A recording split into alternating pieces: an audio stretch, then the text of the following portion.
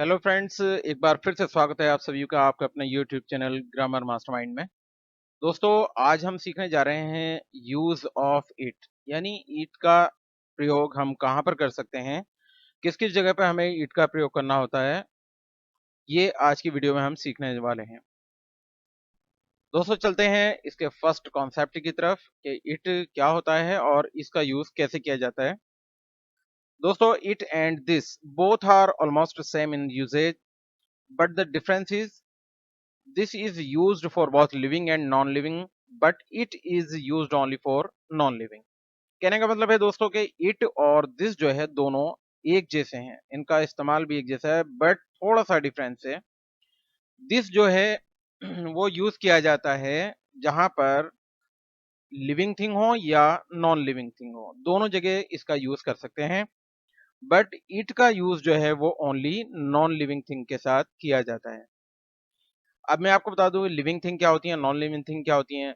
Non living thing और living thing में ये फर्क है कि लिविंग थिंग जो सजीव वस्तुएं हैं, जैसे कोई नाम हो गया किसी का, कहने का मतलब कोई व्यक्ति हो गया कि जैसे राम, श्याम, रहीम, इस तरह का कोई भी जिसमें जान होती है, जो जानदार चीजें होती हैं, वो लिविंग थिंग होती हैं। और नॉन लिविंग थिंग वो होती हैं जिनमें जान नहीं होती। तो यहाँ पर हम बताने जा रहे हैं आपको कि हमने अभी आपको बताया कि दिस का यूज जो है हम वो लिविंग एंड नॉन लिविंग दोनों के साथ कर सकते हैं। बट इट का यूज जो है वो हम केवल नॉन लिविंग थिंग के साथ करते हैं। एग्जाम्पल देखते हैं। यह एक कार है, तो यहाँ पर कार जो है वो एक नॉन लिविंग थिंग है। ये लिविंग थिंग नहीं है, कार एक नॉन लिविंग थिंग है, यानी निर्जीव है कार। तो हम इसको देखिए इस तरह से, अगर हम सेंटेंस बनाएं कि दिस इज अ कार, तो ये भी करेक्ट होगा। और हम ये बनाएं कि इट इज अ कार, तो ये भी करेक्ट होगा। इसी तरह से अगर हम एक सेंटेंस लें, ये है प्यार है, हम ये कहें कि दिस इज लव, तो ये करेक्ट होगा। और इट इज लव, ये भी करेक्ट होगा। क्यों? क्योंकि यहाँ जो ये प्यार शब्द है ये जो है वो लिविंग थिंग नहीं है, ये नॉन लिविंग थिंग है। दोस्तों, आगे देखते हैं। जैसे हम ये लिखें कि यह मेरा दोस्त रहीम है, हम लिख सकते हैं कि दिस इज माई फ्रेंड रहीम। क्यों? ये करेक्ट हो जाएगा। क्यों? क्योंकि यहाँ रहीम जो है वो सजीव है, यानी कि वो लिविंग थिंग है। अगर हम इस सेंटेंस को ये लिखें कि इट इज माई फ्रेंड रहीम, तो ये सेंटेंस इनकरेक्ट हो जाएगा, ये गलत हो जाएगा, क्योंकि यहाँ पर रहीम जो है वो हमारा लिविंग थिंग है। देखिए आगे लिखा है कि it is my friend Ram, incorrect, because it can be it can not be used with living being.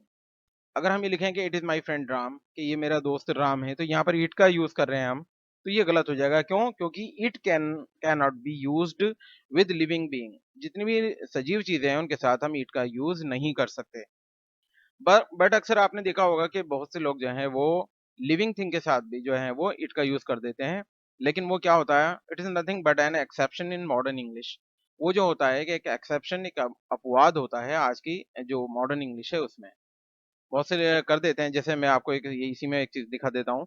You might find people using it, यानी कि आप बहुत सी जगह देख सकते हैं लोगों को यूज करते हुए इट, यानी इट शब्द को with living being as well, यानी लिविंग बीइंग यानी कि जो हमारी सजीव वस्तुएं हैं, उनके साथ भी। जैसे कि like it's my friend Rahul, बहुत से कह देते हैं इट्स माय फ्रेंड राहुल, कि ये मेरा मित्र राहुल है, जबकि राहुल यहाँ लिविंग थिंग है। लेकिन यहाँ पर इट से इन्होंने बनाया है, लेकिन ये इनकरेक्ट है। अगर ग्रामेटिकली आप देखें तो ये इनकरेक्ट सेंटेंस है। अगर हम यहाँ लिखते हैं this is my friend Rahul, तो ये तब करेक्ट होता।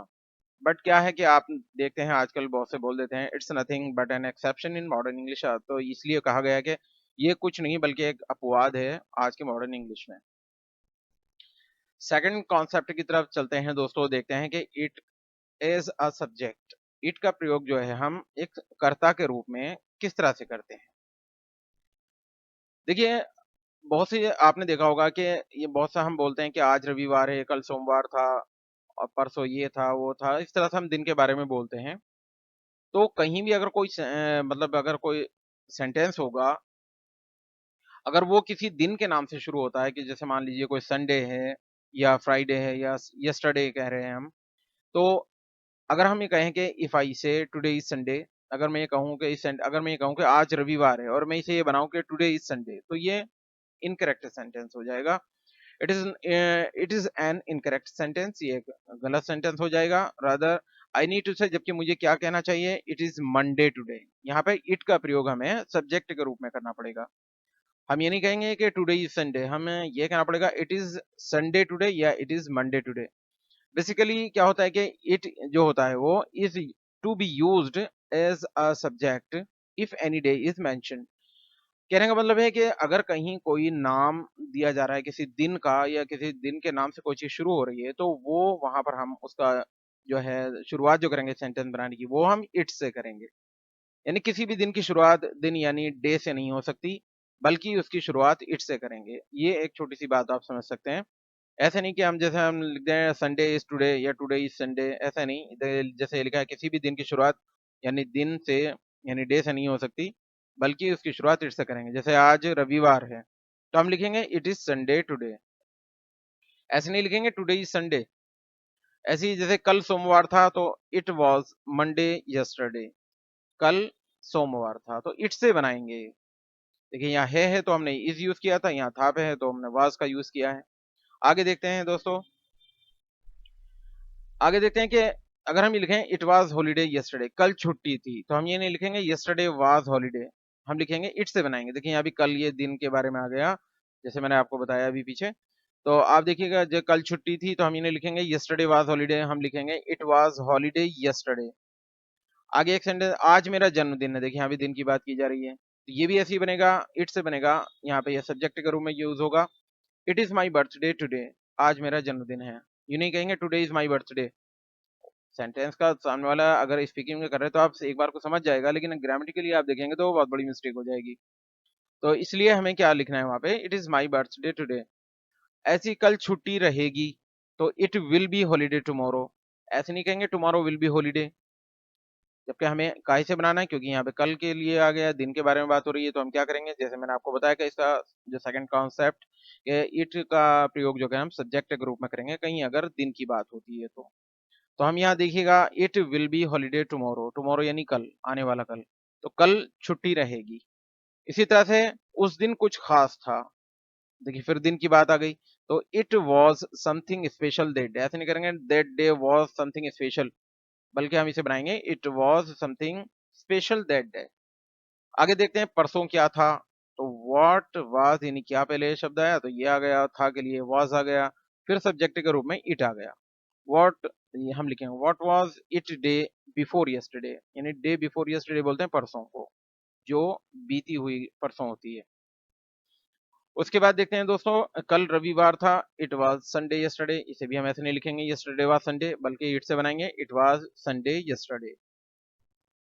आगे चलते हैं थर्ड कॉन्सेप्ट की तरफ कि it as a subject, it का प्रयोग सब्जेक्ट की तरह किस तरह करेंगे। तो देखिएगा कहीं अगर इस तरह से हो तो आपको दिखाई देता है किसी सेंटेंस में, चाहे वो स्पीकिंग में हो या आप कहीं लिख रहे हो, जैसे समय हो चुका है या समय हो गया है, या समय हो चुका था या समय हो गया था, तो ऐसे जगह पर समय के लिए वहां पर इट का यूज करते हुए हम इन क्रियाओं का यूज करते हैं। देखिएगा समय हो चुका है या गया है तो हैज बीन लिखेंगे, और समय हो चुका था या समय हो गया था तो हैड बीन लिखेंगे।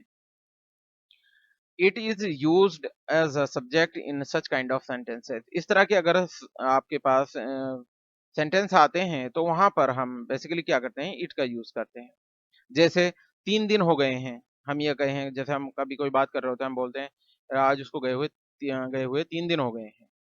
तो इस तरह से कैसे बनाते हैं, जैसे 3 दिन हो गए हैं, 3 साल हो चुके हैं, 2 महीने हो चुके हैं, 4 साल हो चुके हैं थे, लगभग 2 घंटे हो गए हैं, सदियां बीत चुकी हैं। इस तरह से हम बहुत सी, आपने देखा होगा कि बेसिकली हम जो अपने रोजमर्रा की जो बातें हैं करते हैं, तो कहीं ना कहीं इस तरह के सेंटेंस आते हैं, उनको बनाने में हमसे गलतियां होती हैं और हम कभी कभी जो है उल्टा सीधा कुछ भी बना देते हैं। तो देखिए इसको अगर आपको सही बनाना है और सही अगर स्पीकिंग भी करेंगे आप, तो वो बिल्कुल करेक्ट करेंगे। तो आप इसको देखिएगा, इसका स्ट्रक्चर क्या है। अगर इस तरह से आता है तो कैसे करेंगे, 3 दिन हो गए हैं, इसको हम लिखेंगे 3 दिन हो गए हैं, या हमें कैसा समय हो चुका है, यानी कि जी ये इसके बारे में बात चल रही है। 3 दिन हो गए हैं या 3 दिन हो चुके हैं, अगर हम इस तरह से बात करते हैं तो इसको इट से बनाएंगे, इट को सब्जेक्ट के रूप में यूज करेंगे। It has been 3 days, simple सा इतना सा लिखेंगे, इट हैज बीन 3 डेज। अगर हम लिखें 3 साल हो चुके हैं तो it has been 3 years. It जो सब्जेक्ट के रूप में यूज करेंगे, और हो चुके हैं ये प्रेजेंट में है, तो देखिए यहाँ हैज बीन लिख दिया, उसके बाद जो भी 3 साल, 2 दिन, 4 दिन, 2 हफ्ते, तो वो उसकी अंग्रेजी हम यहाँ लिखते चले जाएँगे। तो 3 साल हो चुके हैं, इट हैज़ बीन 3 इयर्स। अगर हम कहें कि 2 महीने हो चुके हैं, तो हम लिखेंगे इट हैज़ बीन 2 मंथ्स। देखिए यहाँ चुके हैं में आ रहा तो हैज़ बीन लिख रहे हैं अभी हम, ये प्रेज़ेंट में चल रहे हैं। अगर हम देखिए यहाँ करें 4 साल हो चुके थे, अब ये पास्ट में हो गया, तो अब हम देखिए यहाँ पर ये हैड बीन का यूज़ करेंगे। तो 4 साल हो चुके थे, कैसे बनाएँगे? It had been 4 years. उसके बाद देखिएगा लगभग 2 घंटे हो गए हैं, ये प्रेज़ेंट में है, तो it has been about 2 hours. It has been about 2 hours. लगभग 2 घंटे हो गए हैं, ये 2 घंटे हो चुके हैं। इट के बाद देखिएगा हैज़ बीन का यूज़ किया गया है। सदियाँ बीत चुकी हैं, सदियाँ बीत चुकी हैं तो इट हैज़ बीन सेंचुरीज़। सदियाँ बीत चुकी हैं। सदी बोलते हैं 100 साल को। उसके बाद देखिएगा थर्ड कॉन्सेप्ट, इट का जो है वो थर्ड कॉन्सेप्ट क्या है? Now I will tell you who has taken this much time, it's me, him और हु। अब हमें देखिए इसमें आपको ये बताना है कि किसको कितना समय लगा, मुझे कितना लगा, उसे कितना लगा या किसी और को कितना समय लगा। इस तरह के सेंटेंस जब आते हैं तो उन्हें हम कैसे बनाते हैं इट का यूज़ करते हुए। जैसे मैं कहूँ कि मुझे 2 दिन हो गए हैं, तो देखिए अभी पीछे हमने जैसे पढ़ा 2 दिन हो गए हैं, अगर हम इतना लिखें कि 2 दिन हो गए हैं, तो आप पीछे की तरह अभी बनाएँगे इट हैज़ बीन 2 डेज़। लेकिन अगर मुझे अब ये यहाँ पे आ गया, तो आप यहाँ पर क्या करेंगे, टू जोड़ते हुए उसको जो यहाँ पर ऑब्जेक्ट के रूप में काम कर रहा है, उसको लिखेंगे। तो it has been 2 days to me, मुझे 2 दिन हो गए हैं। अगर हम सीधा इतना लिखते कि 2 दिन हो गए, तो हम लिखते इट हैज़ बीन 2 डेज़। लेकिन यहाँ मुझे शब्द आया, तो हम ये कैसे लिखेंगे, it has been 2 days to me. Ravi को 5 वर्ष हो गए हैं, तो it has been 5 years to Ravi. देखिए बहुत सिंपल है, बहुत ईज़ी है समझना, बाकी वही है जो अभी मैंने अभी आपको पीछे पढ़ाया।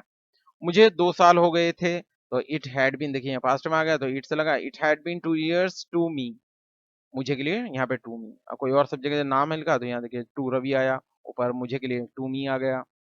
ऐसे ही रमन को 3 वर्ष हो चुके थे, तो it had been 3 years to Raman. It had been 3 years to Raman. Aslam को 6 महीने हो गए थे, यहाँ पे देखिए पास्ट में है, it had been 6 months to Aslam. Romana को 1 सप्ताह हो गया था, ये भी पास्ट में है, देखिए it had been a week to Romana.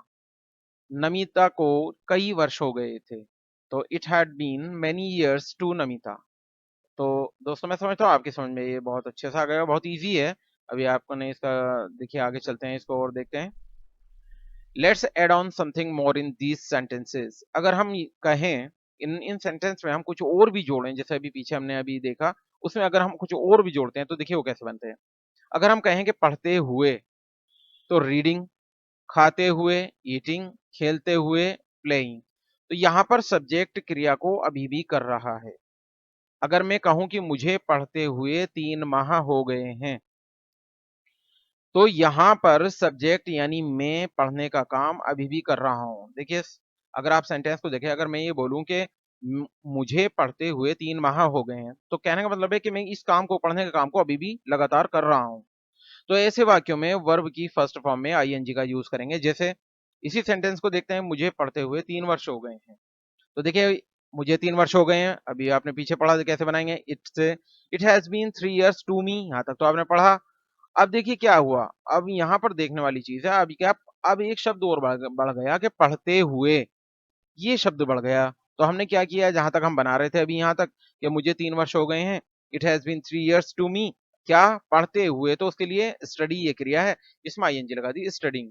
तो अब हमारा ये सब पूरा सेंटेंस हो गया, it has been 3 years to me studying. मुझे पढ़ते हुए 3 वर्ष हो चुके हैं। देखिए ये चीज ध्यान देने वाली है कि इसमें ये देखना बहुत जरूरी है कि जो हम ये काम कर रहे हैं वो लगातार हो रहा हो, तभी हम आईएनजी लगाएंगे, क्योंकि आगे मैं आपको बताऊंगा तो उसमें कार्य समाप्त हो चुका होगा। जैसे अभी है, मुझे पढ़ते हुए 3 माह हो गए हैं, तो यहाँ पर सब्जेक्ट यानी मैं जो है पढ़ने का काम अभी भी कर रहा हूँ, इस बात से ये मतलब निकल रहा है। तो इसलिए हमने यहाँ स्टडी में आईएनजी लगाया है यहाँ पर, it has been 3 years to me studying. अब आगे चलते हैं, देखिए दोस्तों दूसरे तरह के सेंटेंस की तरफ। लेकिन अब अगर मैं कहूँ कि गए हुए, देखे हुए, मिले हुए, तो जैसे तो यहाँ पर हम यूज करेंगे, जैसे गए हुए तो हैविंग गॉन, देखे हुए हैविंग सीन, मिले हुए हैविंग मेट। ये गो की थर्ड फॉर्म है, ये सी की थर्ड फॉर्म है और ये मीट की थर्ड फॉर्म है। यहाँ पर सब्जेक्ट क्रिया को कर नहीं रहा बल्कि उसे ये काम किए हुए वक्त हो चुका है। जैसे मैं कहता हूँ मुझे पढ़े हुए 2 साल हो गए हैं, अर्थात मैं कह रहा हूँ कि मैंने पढ़ाई छोड़े हुए 2 साल हो गए हैं। अगर मुझे अगर एक यहाँ लिखता मैं सेंटेंस कि मुझे पढ़ते हुए 2 साल हो गए हैं, तो मैं काम को कर रहा हूँ, अभी भी पढ़ रहा हूँ। और अगर मैं ये बोल रहा हूँ सेंटेंस को मुझे पढ़े हुए 2 साल हो गए हैं, मतलब मैंने 2 साल पहले पढ़ाई को छोड़ दिया है। तो यहाँ पर सब्जेक्ट यानी मैं पढ़ने का काम को कर चुका हूँ और 2 साल का वक्त भी बीत चुका है। ऐसे वाक्यों में हम हैविंग के साथ वर्ब की थर्ड फॉर्म का यूज करेंगे। आइए चलते हैं, देखते हैं कैसे। जैसे इसका एग्जाम्पल देखते हैं दोस्तों, मुझे 3 दिन हो गए हैं। अगर हम एक सेंटेंस बनाएं, हमें मुझे 3 दिन हो गए हैं, यानी कि it has been 3 days to me. अब अगर मैं ये कहूं मुझे मिलते हुए 3 दिन हो गए हैं, यानी कि अभी भी मिलने का काम मैं कर रहा हूं लगातार, तो it has been 3 days to me meeting, यानी कि इस मीट में क्रिया में हमने आईएनजी लगाई, क्योंकि यहाँ पे मैं 3 दिन से मिल रहा हूं, अभी ये काम जारी है। अब देखिए इसी सेंटेंस को आप नीचे देखेंगे कि मुझे मिले हुए 3 दिन हो गए हैं, अर्थात 3 दिन पहले काम समाप्त हो चुका है, मैं उसके बाद नहीं मिला। यहाँ पर मैं 3 दिन पहले मिला था, यानी कि लगातार अब मिल नहीं रहा हूँ। इसका कहने इस सेंटेंस का कहने का मतलब ये है। देखिए यार, दोनों में फ़र्क समझ लीजिए। मुझे मिलते हुए 3 दिन हो गए हैं, मतलब कि मैं रोज़ मिल रहा हूँ। और यहाँ वो कह रहा है कि मुझे मिले हुए 3 दिन हो गए हैं, मतलब कि मैं 3 दिन पहले मिला था और अब नहीं मिल पा रहा हूँ। तो देखिए दोनों का फ़र्क है कि मिलते हुए 3 दिन हो गए हैं, जहाँ मैं काम को लगातार कर रहा हूँ, तो वहाँ पर क्रिया में देखिए मीट है तो आईएनजी आ गई। और जहाँ कार्य समाप्त हो चुका, जहाँ काम समाप्त हो चुका, तो वहाँ पर हैविंग के साथ वर्ब की थर्ड फॉर्म आएगी। तो देखिए दोनों सेंटेंस का फ़र्क देख लीजिए, मुझे मिलते हुए 3 दिन हो गए हैं, तो it has been 3 days to me meeting. और अगर मैं कह रहा हूँ मुझे मिले हुए 3 दिन हो गए हैं, तो यहाँ पर मैं 3 दिन पहले मिला था, मतलब काम समाप्त हो चुका 3 दिन पहले। तो यहाँ पर मैं लिखूँगा it has been 3 days to me having met. देखिए ये बहुत बारीकी का फ़र्क है, अगर आप देखें तो आपको ये बारीकियाँ बहुत सी ग्रामर बुक में नहीं मिलेंगी आपको, लेकिन ये आपको देखनी है, आपको ये ध्यान करना है कि मैं हम जो बात कह रहे हैं, उस काम को हम अभी भी कर रहे हैं या हम उसे कुछ दिन पहले या कुछ समय पहले उसे समाप्त कर चुके थे, तो वो हम इन नियमों को देखते हुए फिर बनाएँगे। आगे देखते हैं, रवि को 5 वर्ष हो गए थे, तो it had been 5 years to Ravi. अब रवि को मुझसे मिलते हुए 5 वर्ष हो गए थे, यानी कि वो 5 वर्ष तक मुझे मिलता रहा था। तो it had been 5 years to Ravi meeting me. अगर देखिए हम ये कहें रवि को मुझसे मिले हुए 5 वर्ष हो गए थे, यानी कि 5 वर्ष बीत चुके थे, उसके बाद वो मुझसे मिला ही नहीं। देखिए दोनों सेंटेंस में फ़र्क समझ लीजिए फिर यही वाला। रवि को मुझसे मिलते हुए 5 वर्ष हो गए थे या 5 वर्ष हो गए हैं, अगर हम इस तरह के सेंटेंस बनाते तो। तो कहने का मतलब है हम मिलने का काम लगातार वो जारी है। और यहाँ रवि को मुझसे मिले हुए 5 वर्ष हो गए थे, तो मतलब वो 5 वर्ष पहले वो कार्य समाप्त हो चुका, उसके बाद नहीं मिले। तो देखिए दोनों का फ़र्क देख लीजिए, it had been 5 years to Ravi meeting me, यहाँ मीट में आईएनजी लगाई क्योंकि यहाँ पे कार्य जारी है। और यहाँ पे it had been 5 years to Ravi having met me, यहाँ पर कार्य 5 साल पहले समाप्त हो चुका है, इसलिए यहाँ पर हैविंग के साथ वर्ब की थर्ड फॉर्म का यूज़ करते हुए बाकी चीज़ को लिखा है। तो दोस्तों अब चलते हैं हम अपने फोर्थ कॉन्सेप्ट की तरफ। इट का जो फोर्थ कॉन्सेप्ट है उसे किस तरह से हम देखेंगे, किस तरह से क्लियर करेंगे, आइए देखते हैं उसको। फोर्थ कॉन्सेप्ट में हम देखेंगे कि समय लगना या समय हो चुका होना। तो दोस्तों इसमें हम क्या करेंगे, इसमें टैग को एज ए वर्ब यूज करेंगे। और हम देखेंगे कि अगर हमारे वाक्य में सब्जेक्ट नहीं है तो वहां पर हम इट का यूज करेंगे। इसके कुछ एग्जाम्पल देख लेते हैं। जैसे निम्न वाक्यों में सब्जेक्ट नहीं है, अगर आप देखेंगे 2 मिनट लगते हैं, देखिए यहाँ पर 2 मिनट लगते हैं, यहाँ कहीं भी काम का करने वाला नहीं है, अर्थात सब्जेक्ट नहीं है। तो हम क्या करेंगे, यहाँ पर इट का यूज करेंगे। अब हम यहाँ लिखेंगे इट, उसके बाद लगते हैं, टैग माने यहाँ लगने के लगेंगे कि इट, चूंकि ये प्रेजेंट इंडेफिनिट है तो इट एक वचन करता है यहाँ पर, तो हमने टैक्स किया है, टैग में एस लगाया है। तो ये हो गया हमारा इट टैक्स। लगते हैं क्या, 2 मिनट, 2 मिनट लगते हैं। इट टेक्स 2 मिनट्स, यानी 2 मिनट लगते हैं। अगर हम ये कहें 2 मिनट लग रहे हैं, तो ये प्रेजेंट कंटिन्यूअस का सेंटेंस है, इट के साथ बनाएंगे इट इज टेकिंग 2 मिनट्स। उसके बाद अगर हम कहें 2 मिनट लग चुके हैं, तो प्रेजेंट परफेक्ट का सेंटेंस है, तो हम यहाँ बोलेंगे इट हैज टेकन 2 मिनट्स, यानी हैज या हैव के साथ वर्ब की थर्ड फॉर्म का यूज करते हैं प्रेजेंट परफेक्ट में, आप पहले भी पढ़ चुके हैं दोस्तों। तो इसके चौथा सेंटेंस में देखते हैं 2 मिनट लगे। अब यहाँ पर ये पास्ट इंडेफिनिट का सेंटेंस हो गया, तो यहाँ पर टेक की सेकंड फॉर्म आ गई, इट टुक 2 मिनट्स। यहाँ पर देखिए ये वो हो गया कि 2 मिनट लगे। अब है 2 मिनट लग रहे थे, ये पास्ट कंटीन्यूअस का सेंटेंस है, तो हम लिखेंगे इट वाज़ टेकिंग 2 मिनट्स। आपको पता है सब्जेक्ट के बाद वाज़ या वर्ब का प्रयोग करते हैं, उसके बाद वर्ब की फर्स्ट फॉर्म में आईएनजी लगाते हैं, ये हमने पास्ट कंटीन्यूअस में पढ़ा था। तो 2 मिनट लग रहे थे तो इट वाज़ टेकिंग 2 मिनट्स। अगर हम कहें कि 2 मिनट लग चुके थे, ये पास्ट परफेक्ट है। पास्ट परफेक्ट का दोस्तों आप जानते हैं कि सब्जेक्ट के बाद हैड के साथ वर्ब की थर्ड फॉर्म का यूज़ करते हैं, जैसे कि हमने यहाँ पर किया है। इट को सब्जेक्ट के रूप में रखा है, तो इट के बाद हमने लिखा हैड, उसके बाद टैग की थर्ड फॉर्म टेकन होती है, तो it had taken 2 minutes. 2 minute लग चुके थे। तो आपने देखा कि समय लगना या समय का हो चुकना, उसे हम किस तरह से बनाते हैं? इट का यूज़ करते हुए टेक वर्ब का यूज़ करेंगे और जैसा भी हमारा सेंटेंस होगा, उसके अकॉर्डिंग उसके नियमों को लिखते हुए हम सेंटेंस को बना देंगे। आगे देखिए दोस्तों, अगर हम कहें 2 मिनट लगेंगे, तो ये हमारा फ्यूचर इंडेफिनिट है। तो इट विल टेक 2 मिनट्स। आपने देखा कि विल या शैल का यूज़ करते हैं और उसके बाद वर्ब की फर्स्ट फॉर्म, तो यहाँ सब्जेक्ट इट लिखा हमने, तो it will take 2 minutes, 2 minute लगेंगे। अब 2 मिनट लग सकते हैं, यहाँ पर सकने वाला सेंटेंस अभी आपने मॉडल्स नहीं पढ़े हैं, वो अगली जो वीडियोज़ हैं वो उसके बाद मॉडल्स ही पढ़ाऊँगा मैं आपको। तो वहाँ अभी आप ये समझ लीजिए it can take 2 minutes, 2 minute लग सकते हैं। जहाँ सकना वगैरह आता है तो वहाँ पे कैन या मे का यूज़ करते हैं, वो भी आप आगे पढ़ेंगे। ये शुड वगैरह शुड जो है, ये शुड वगैरह भी आप आगे पढ़ेंगे। अभी जब देखिए 2 मिनट लगने चाहिए, जहाँ चाहिए होता है तो वहाँ पे शुड लगाते हैं। It should take 2 minutes, 2 minute लगने चाहिए। जैसे हम किसी चीज़ का अरे यार ये काम जल्दी कर दो, तुम्हें तो 2 मिनट लगने चाहिए, तो इट शुड टेक 2 मिनट्स। पक्के 2 मिनट लगने चाहिए, जैसे हम किसी को कह देते हैं, तो वहाँ पर चाहिए के लिए वहाँ फिर मस्ट का यूज़ करते हैं। It must take 2 minutes. इसके कोई सेंटेंस अगर वाक्य में सब्जेक्ट हो तब कैसे करते हैं? यहाँ तो ये था कि वाक्य में सब्जेक्ट नहीं था, यहाँ देखिए, तो हमने इट का यूज़ किया। अब अगर वाक्य में सब्जेक्ट हो तो तब हम कैसे बनाते हैं? अगर हम ये कहें मुझे 2 मिनट लगते हैं, तो हम बनाएँगे तो ऐसे ही 8 से, क्योंकि समय वाले उस तरह के सेंटेंसेस जो मैंने अभी आपको बताया, तो हम लिखेंगे आई टेक 2 मिनट्स। हम ऐसे भी बना सकते हैं सेंटेंस को कि मुझे 2 मिनट ले लगते हैं या मैं 2 मिनट लेता हूँ। आई टेक 2 मिनट्स, या हम ये भी बना सकते हैं it takes 2 minutes to me, मुझे 2 मिनट लगते हैं। उसके बाद हम दूसरा सेंटेंस देखें तो हम ये लिख सकते हैं I am taking 2 minutes, it is taking 2 minutes to me. यानी मुझे 2 मिनट लग रहे हैं। इसका कहना है मतलब यहाँ पर आई एम टेकिंग 2 मिनट्स, मुझे 2 मिनट लग रहे हैं।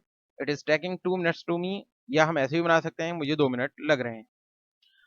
अगर हम ये कहें कि Ravi should take 2 minutes, Ravi को 2 मिनट लगने चाहिए, या हम ये भी ऐसे भी लिख सकते हैं इट लगाकर कि it should take 2 minutes to Ravi. तो दोनों तरीके से हम सेंटेंस को बना सकते हैं। अगर हमारा वाक्य में सब्जेक्ट है तो हम इस तरह से भी बना सकते हैं कि सब्जेक्ट को पहले लिखकर। तो दोस्तों ये थी आज की हमारी क्लास जो इट के कॉन्सेप्ट्स को लेकर थी, जिसमें मैंने आपको इट के चारों कॉन्सेप्ट्स बहुत ही अच्छे से समझाए। अगर आपको समझ में आए तो आप मेरे वीडियो को लाइक और शेयर कीजिएगा प्लीज़, और मेरे चैनल को, अगर आप मेरे चैनल पर नए हैं तो चैनल को सब्सक्राइब कीजिएगा। और आपके लिए एक मैं आपको एक विचार आज आपके साथ शेयर कर रहा हूँ वीडियो के लास्ट में, कि you can't make it big unless you try. देखिए बहुत अच्छी बात है कि जब तक आप कोशिश नहीं करते, आप कुछ बड़ा नहीं कर सकते। अगर हम आज कोशिश करेंगे कि हमें इंग्लिश सीखनी ही है, तो देन हम कुछ भी कर सकते हैं, हम फिर उसको सीख सकते हैं। तो इसी उस पे मैंने आपको एक लास्ट में एक शुभ विचार दिया। आपको ये कैसा लगा तो प्लीज़ कमेंट बॉक्स में ज़रूर बताइएगा। Thank you so much.